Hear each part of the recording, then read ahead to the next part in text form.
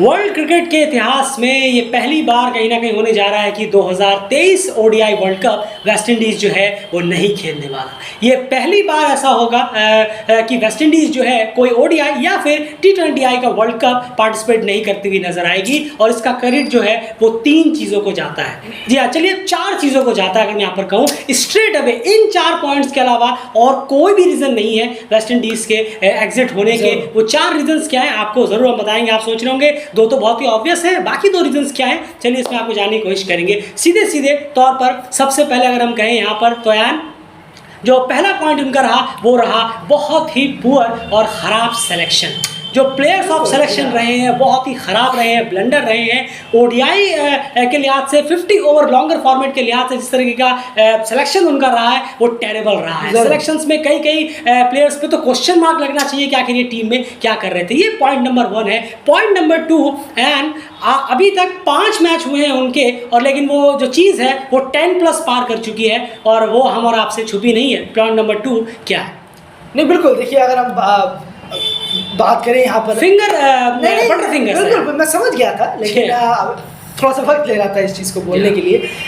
इस इवेंट पर आकर इतनी बड़ी टीम, इनसे हम ये एक्सपेक्ट ही नहीं कर सकते कि ये इस क्वालिटी का क्रिकेट दिखाएंगे। बिल्कुल, हम वेस्ट इंडीज़ की यहाँ बात कर रहे हैं। इस क्वालिटी का क्रिकेट दिखाना ये दर्शाता है कि वेस्ट इंडीज़ क्रिकेट, काश ये रूल होता कि आप फुल मेंबर से भी छीन कर एसोसिएट नेशन दे देते, तो आज वेस्ट इंडीज़ उसका स्वागत करती। पहला देश बनता वो कि वेस्ट इंडीज़ को फुल मेंबर से हटाकर एसोसिएट मेंबर का दर्जा दे दिया जा रहा है, अगर ऐसा कुछ रूल होता। लेकिन ऐसा है नहीं, तो चलिए आप मजे लीजिए फुल मेंबर होने के। बिल्कुल। तो जो पॉइंट नंबर 2 था वो था कैचेस मिस करना। 14 से 15 कैचेस अभी तक वो मिस कर चुके हैं 5 मैचेस में। 15 कैचेस छोड़ चुके हैं। देखिए कितने इंपॉर्टेंट क्रूशियल कैचेस उन्होंने छोड़े। जिम्बाब्वे के खिलाफ छोड़ा, नेपाल के खिलाफ छोड़ा, यूएसए के खिलाफ छोड़ा, उसके बाद नीदरलैंड के खिलाफ उन्होंने कैचेस छोड़े, और आज भी ब्रेंडन मैकमिलन का कैच छोड़ा था जब टीम जो स्कॉटलैंड जो है वो 30-35 से 40 रन पर लगभग 1 विकेट थी। तो आप कैच पकड़कर मैच आगे लड़ा सकते थे, क्योंकि वो कुछ नहीं कह सकते, मैच कहाँ से कहाँ पलटता हुआ नजर आता है। 15 कैचेस एक टीम छोड़कर आई है एक फुल मेंबर होकर। डेफिनेटली अपने डेलग्राफ से लगातार कहता आया है, और ये हमने कंटिन्यू चीज़ें कही भी हैं कि कैचेस जो है बहुत बड़े इंपॉर्टेंट रोल निभाते हैं इस तरह के बड़े प्लेटफॉर्म्स पर, और डिजास्टर फील्डिंग रही है वेस्ट इंडीज़ की, वो उनका पॉइंट नंबर 2 रहा थ्रू आउट द टूर्नामेंट में। ये 2 पॉइंट्स हो गए, और तीसरा और चौथा पॉइंट जो उनके इस वर्ल्ड कप क्वालिफायर जो ओडीआई वर्ल्ड कप में वो नहीं पहुंच पा, उनकी जो वजह है वो है नीदरलैंड्स और स्कॉटलैंड। बिल्कुल सीधे इसमें कोई दरार नहीं है। उन 2 पॉइंट्स के बाद नीदरलैंड्स और स्कॉटलैंड वो है उनकी बेहतरीन परफॉर्मेंस रही है, उनका हार्डवर्क रहा है, उनकी परफॉर्मेंस जो उनके ग्राउंड लेवल पर रही, जो स्किल्स रहे हैं, जो टैलेंट उनके प्लेयरों ने दिखाया, एक्सपीरियंस प्लस यंग प्लेयर्स ने, वो कमाल कर रहा है, और आज भी वही हमें देखने को मिला।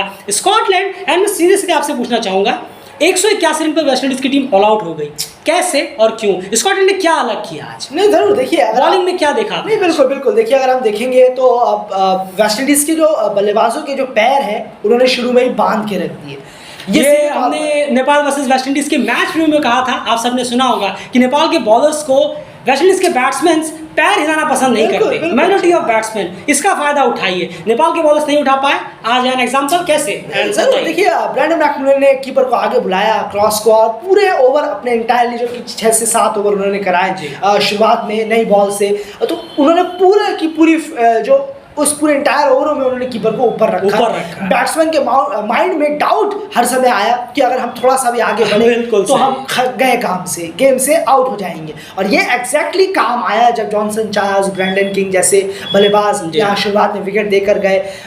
बहुत ही तीनों के ब्रेंडन मैकमिलन ने शुरू के 3 विकेट लिए, तीनों के तीनों विकेट जो हैं वो उसी वजह से हुए कि बैट्समैन अनकंफर्टेबल हो रहे हैं उसकी थोड़ी सी जगह में रह कर बैट चलाने में। बिल्कुल सही कहा आपने, और हमने ये देखा है किस तरीके से, आप देखिए काइल मेयर्स को जो बॉल डाली गई, क्रिस सोले जो बॉल डाली जिसपे बोल्ड हुए, उनमें भी उन्होंने डाउट पैदा किया।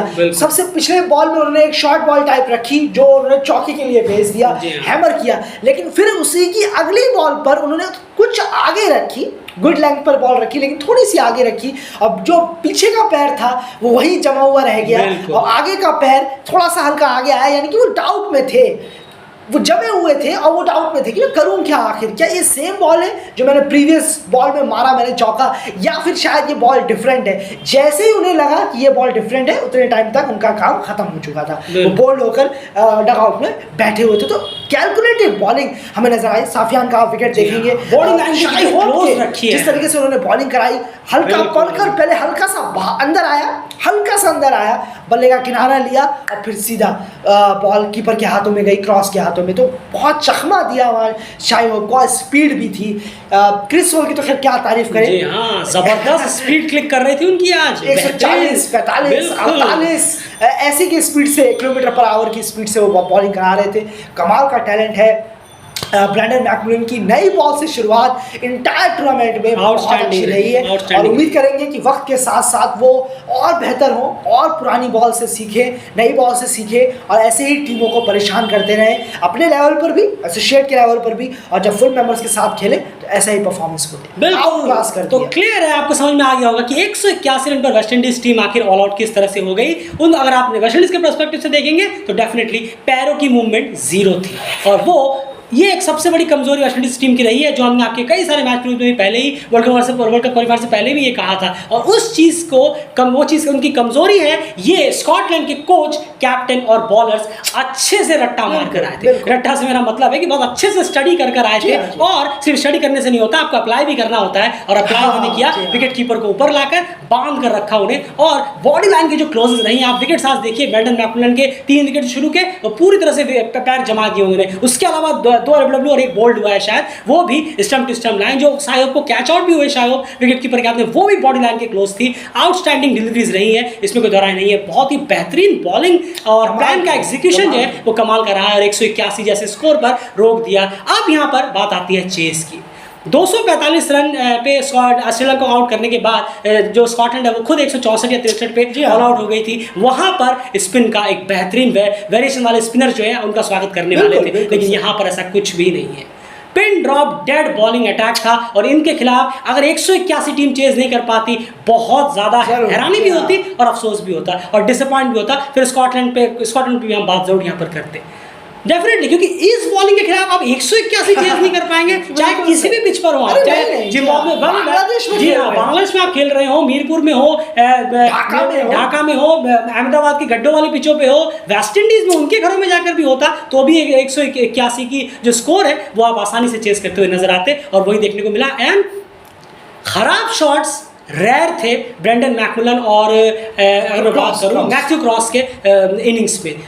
स्कोर कम था, लेकिन इसका मतलब ये नहीं कि कुछ भी उल्टा सीधा मारे या कुछ भी अलग ट्राई करने की कोशिश करें, नहीं किया उन्होंने। Clean cricketing shots, basic shots खेलकर उन्होंने हाफ सेंचुरी जड़ी है आज। नहीं, बिल्कुल सही। देखिए, वक्त बिताने की कोशिश कर रहे हैं, बॉलों को स्टडी लर्न करने की, बॉलों को रीड करने 15 ओवर 50 करीब थे। बिल्कुल सही कहा आपने। 106 बॉलों में 69 रन उन्होंने बनाए हैं। अगर मैकमिलन की बात करें, कितना वक्त लिया देखिए। बिल्कुल सही कहा। टारगेट है 181 का है, आप यहाँ पर किसी चीज के लिए नहीं, आपको जीत चाहिए। आपको जीत से मतलब है आप जीतिए मैच। अगर आप पास पहले जीत है, फिर अगर आप नहीं पहुंच पाते हैं तो आप फिर नेट रन रेट की बात आती है जी। तो यहाँ पर स्कॉटलैंड का जो नजरिया था, एक प्रोस्पेक्टिव था, वो जीत थी, ना कि नेट रन रेट है भैया हमारे 7-8 विकेट गिर जाएंगे, संभल के खेलो, सिकुड़ के खेलो। वो रन्स भी बना रहे हैं, गैप्स ढूंढ रहे हैं। आपने देखा अल्जाई जोसेफ पे किस तरीके से क्रॉस ने जबरदस्त तरीके से बैक टू बैक बाउंड्रीज लगाई, और उसके बाद अल्जाई जोसेफ को हटा दिया गया। वो बेहतरीन जीत थी वहाँ पर स्कॉटलैंड की वेस्ट इंडीज के ऊपर। अगर अल्जाई जोसेफ को वहाँ पर वो अपने ऊपर चढ़ने देते तो अल्जाई जोसेफ पक्का वहाँ पर 2 विकेट जरूर लेके चले जाते, लेकिन चढ़ने का मौका नहीं दिया। इसी तरीके से वक्त बिता कर बॉल को रीड कर बॉल को समझ कर खेले हैं प्लेयर। दोनों ही प्लेयर जिस तरीके से खेले। एक विकेट जो गिरा था शुरुआत में, वो अनलकीली सीधा हाथों में खेल, कहीं भी खेल सकते थे, वो बच जाते, लेकिन उन्होंने सीधा मिड विकेट को चुना और वहीं पर वो कैच दे बैठे। बिल्कुल, और comfortable win at the end Scotland को यहाँ पर हाथ लगी, क्योंकि इस तरह की सिचुएशन में विन मैटर करता है। विन मैटर करता है, और इतनी अच्छे से विन आया, तो इसमें कोई हैरानी की बात नहीं है। बॉलिंग डिपार्टमेंट में क्लिनिकल परफॉर्मेंस आउट क्लास कर दिया वेस्ट इंडीज को, बैटिंग डिपार्टमेंट में आउट क्लास कर दिया, इसमें कोई दोहराई नहीं है। और वेस्ट इंडीज की बात करें, अब एक चीज़ का अफसोस पता है क्या होता है, इसको इक्वेशन सिंपल है। स्कॉटलैंड अपने दोनों मैच जिम्बाब्वे और मेरे ख्याल से जिम्बाब्वे और नीदरलैंड्स को अगर वो हराते हैं, बहुत हाई चांसेस हो जाएंगे कि वो ओडीआई वर्ल्ड कप में जा सकते हैं। कुछ और चीज़ें देखनी होंगी इधर उधर, लेकिन अपने 2 मैच अगर वो जीतते हैं तो वो बहुत इंटरेस्टिंगली स्ट्रांगली जा रहे होंगे इंडिया वर्ल्ड कप खेलने के लिए। ये बात हो गई उनको लेकर, लेकिन उसके बाद एट द एंड इस टूर्नामेंट में अगर वो नहीं पहुंचते तो इस टूर्नामेंट के बाद वो वापस से सब cricket world cup league 2 European finals in सब में जाएंगे। अफसोस पता है क्या होता है, वेस्ट इंडीज का ये हाल हुआ, वो वर्ल्ड कप से रह गए, वर्ल्ड कप क्वालिफायर में डिजास्टर परफॉर्मेंस रहा। अब वो इंडिया से सीरीज खेलने वाले हैं, उसके बाद वो ऑस्ट्रेलिया से आके खेलेंगे, फिर वो साउथ अफ्रीका का दौरा करेंगे, साउथ अफ्रीका वहां जाएगी, वो इंग्लैंड उनका दौरा करेगी। अफसोस ये होता है WTC साइकिल तैयार है, WTC में लगातार मैचेस होंगे। यही अफसोस एक बात होती है, जैसे हम लगातार आपसे कहते हैं कि अगर वो हार गए तो 3-4 दिन तक क्या चर्चा है, ओ वेस्ट इंडीज क्रिकेट खत्म, डाउनफॉल, ये वो, लेकिन आखिर एट द एंड होना क्या, उनको तो कुछ नुकसान होना नहीं है, नुकसान एशियन टीम्स को होता है। ये चीज़ कहीं ना कहीं बहुत ज़्यादा एक और वापस से गैप पैदा करती है। जो एशियन की टीम्स जो हैं, कुछ बेहतरीन टीम्स है, खास करके नीदरलैंड, स्कॉटलैंड जो है, इन दोनों ने पिछले बार वर्ल्ड कप क्वालिफायर में भी और इस वर्ल्ड कप क्वालिफायर में भी ये बार प्रूव करने की कोशिश की है कि हमें आप ट्राई कर देख सकते हैं, कुछ बदलाव करिए इस रूल्स वगैरह में। अगर ऐसा कुछ होता है कि लोअर रैंक की, जो बहुत ही लोअर रैंक और खराब परफॉर्मेंस करने वाली फुल मेंबर्स हैं, उनको टेम्पररी फुल मेंबर्स स्टेटस वाली कोई बात होती, लेकिन ऐसा कुछ भी अभी तक तो नहीं है और ना ही आगे होगा, इस पर भी कोई हैरानी होगी नहीं। लेकिन ये सब चीजें अलग है, लेकिन at the end Scotland well done, clinical performance आपने दी है और उसमें कोई दोहराई नहीं है कि अभी भी आप पूरी तरह से इस रेस में बने हुए हैं। Bye guys.